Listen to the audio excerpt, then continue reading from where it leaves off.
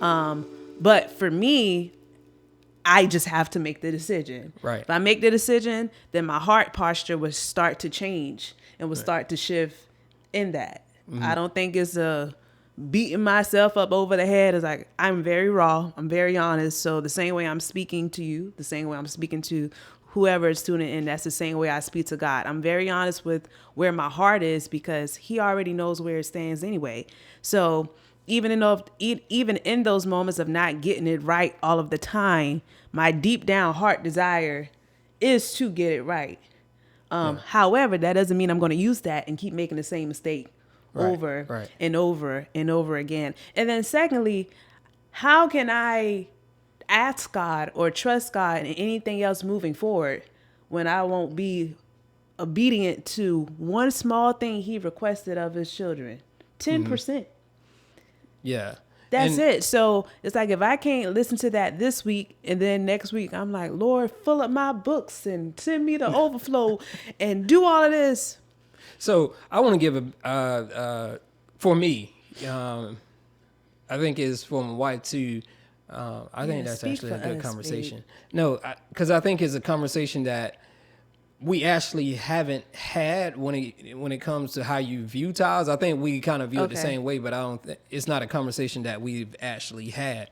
So that's what I'm saying. I'm speaking, for myself, but I think she would agree. I'll cut you off if I when don't. it comes to though, because you got upset when I cut you off earlier. Don't do evil for evil.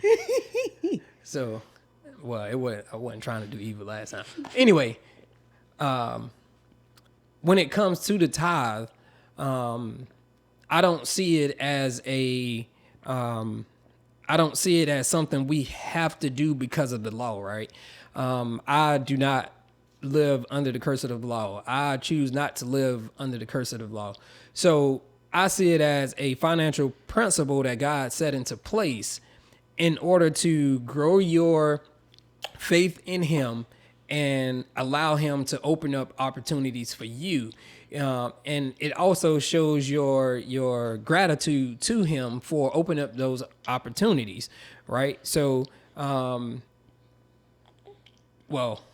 supports you may have supports the ministry too.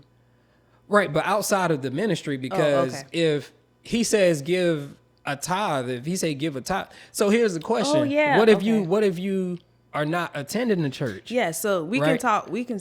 Sorry. Look at here now. Sorry, that's where I was about to go. Go ahead. She trying to take my idea. Sorry, no, I know where you. Go ahead. No. So all I'm saying is, our situation is a little different because our money varies so much because we're full-time entrepreneurs, right? Mm-hmm. For you to have a 9-to-5, you have a little more stable income or whatnot. But let's just take the idea of you in between churches, right? Or you trying to find a church and you don't have a church home. You still bringing in money.